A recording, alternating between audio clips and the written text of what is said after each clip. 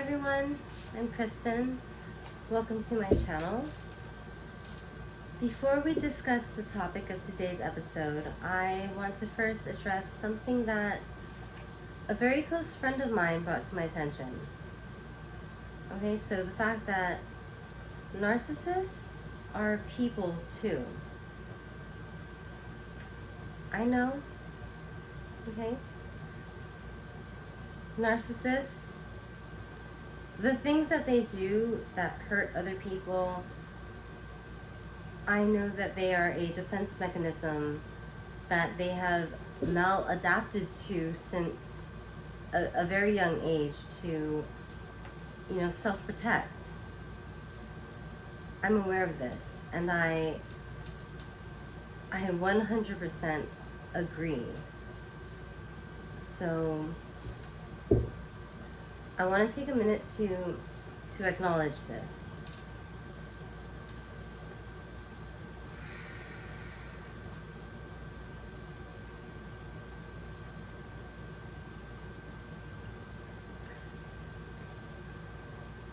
I'm aware, and I have the utmost compassion for anyone who's been abused. I know that someone who is an abuser is someone who that once was abused themselves, and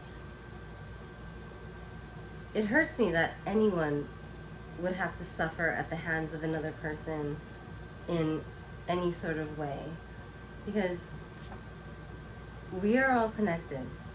So you hurt someone else, you are hurting yourself.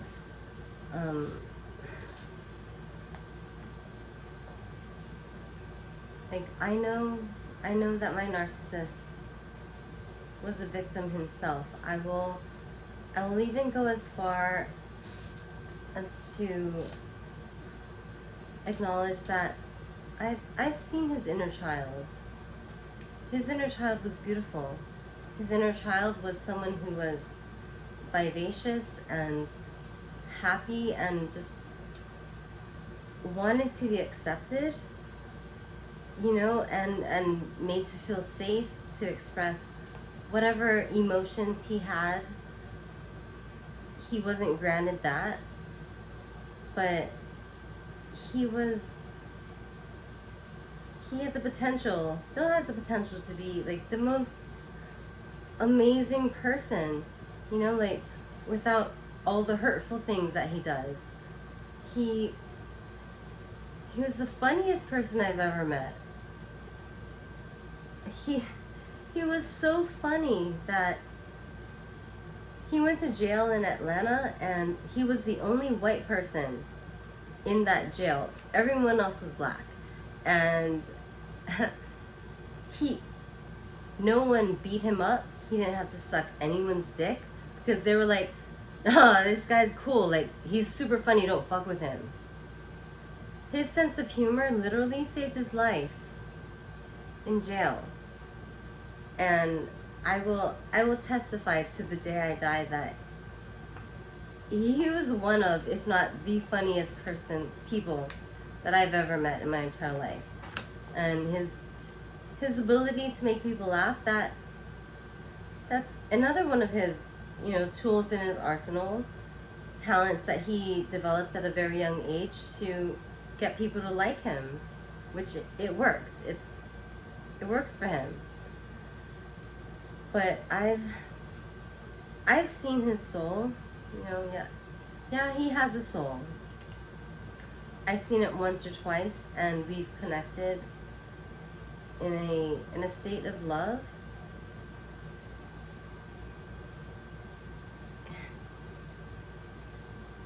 He is a person who deserves love. And I know that. That's why I stayed with him for so long. But that being said, okay, I am not here to support the narcissist. I supported the narcissist for 3 years. I gave him narcissistic supply. I'm tapped out on supporting the narcissist. So this channel I'm creating I am here to support people like me, okay? The narcissist needs support. Like, the narcissist doesn't need my support, okay? That fool is gamed up. He's been gamed up since the age of 2, which is what my episode is about. But if he needs support, he could call a fucking hotline, like, whatever. And if there are any other narcissistic sympathizers in my audience, like, this place is not for you, okay?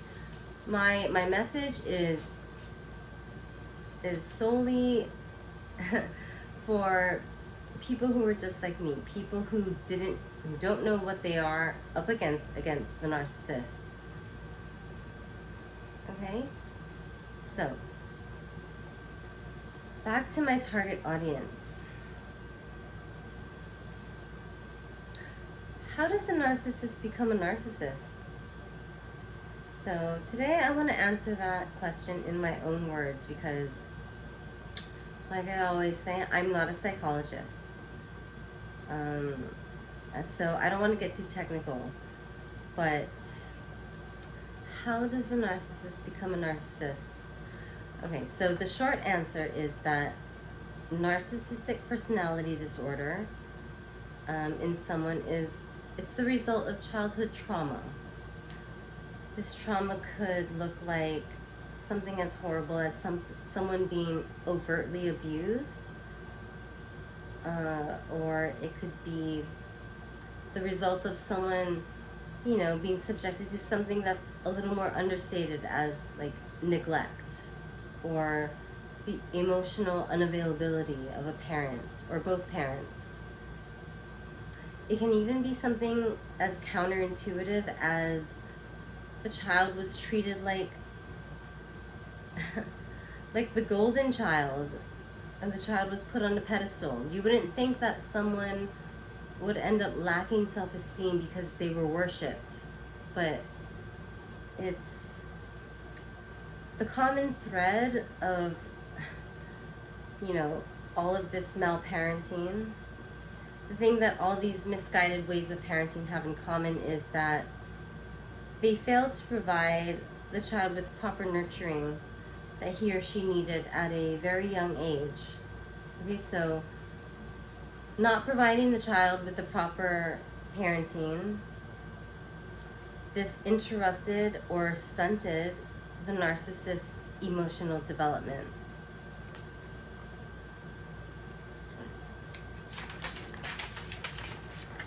Right, so your narcissist could be 6'2", 165 pounds, and a man, okay? Or it could be a 30-year-old woman with a professional career. Physically, by Earth years, they appear to be adults, okay? But emotionally, they are much younger than that. They have like the emotional IQ of like a pencil, okay? But they're stuck at that age where, where kids are like all about themselves when they're just like, me, or like, that's mine, like, I don't want to share. Where? Like, that is the age of a narcissist, okay? So that is age appropriate for a 2-year-old, but it's not age appropriate for someone who's old enough to buy cigarettes or old enough to carry a gun. A 2-year-old at that stage, given the sufficient parenting, they grow out of that, and then they learn that they are not the only person in existence. They learn that there are other people, who also live here,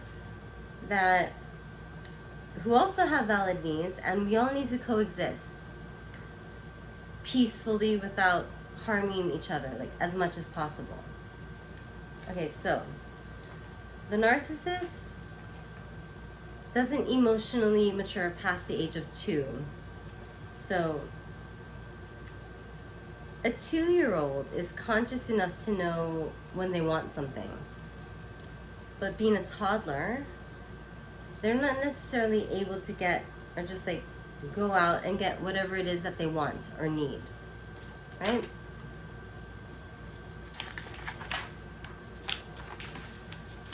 Okay, so what does a toddler have to do in order to get what they want? What tools does a toddler have at his or her disposal in order to make things happen for themselves in their world? They've like only just recently acquired motor skills. So, toddlers, they know how to smile at you. They know how to cry. They know how to express emotion. Okay?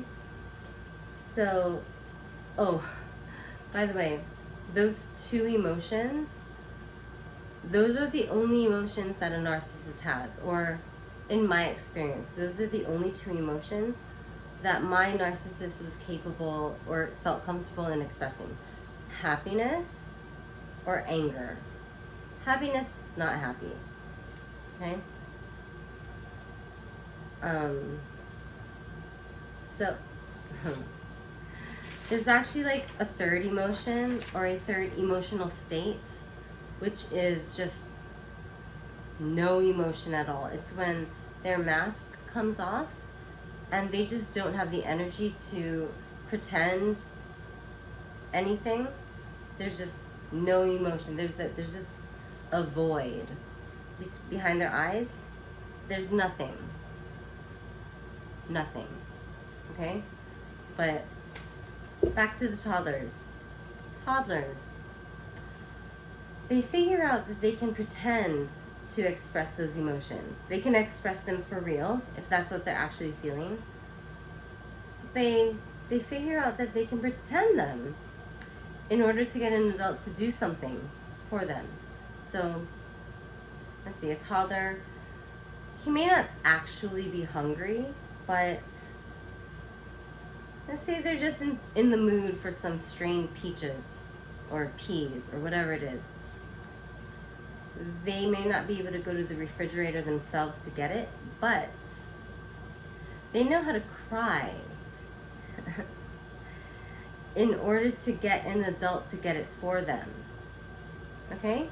So these 2-year-old narcissists who only care and who are only aware of their own needs, they figure out how to manipulate people. They pull strings in order to get adults to do their bidding for them. So the narcissist, the 40-year-old man with the emotional maturity of a 2-year-old, he's manipulative. Narcissists are master manipulators.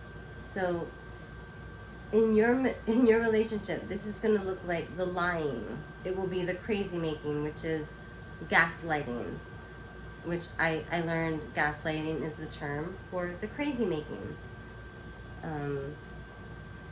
Doing things that make you feel insecure, keeping their feelings from you a secret so that you're never really sure where they stand. All these things they do, that's manipulation. Okay? When you're kept in a state of insecurity, of not knowing, the narcissist is able to control your reactions, control your feelings. This 2-year-old, 40-year-old narcissist, he knows that he can make you feel happy if he shows you love.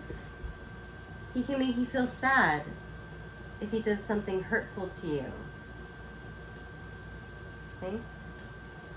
The important thing for them is that they now know that they have you in a position where your emotional state depends on them and what they decide to do. Okay? So, again, the reason they need to feel in control of you and your emotions is that this is a defense mechanism, a protective mechanism, so that they can make sure you don't hurt them. They control you and your actions so that they can make sure you don't hurt them. Okay?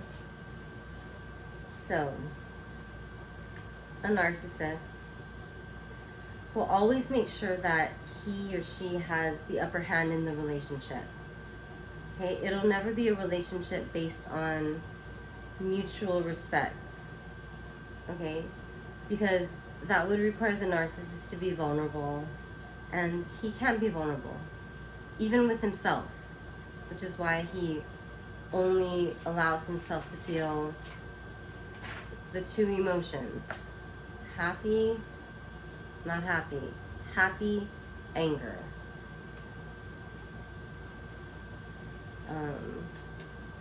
So yeah, a narcissist becomes a narcissist because his emotional development was interrupted by, most likely by parenting or lack of parenting. They're stuck at a very young age in their emotional development, and this is the only way they know how to interact with people. And unfortunately, their narcissistic supply gets the brunt of it. Anyway, I hope this was helpful to anyone listening, and please don't forget to like and subscribe, and I will see you in my next video. Bye.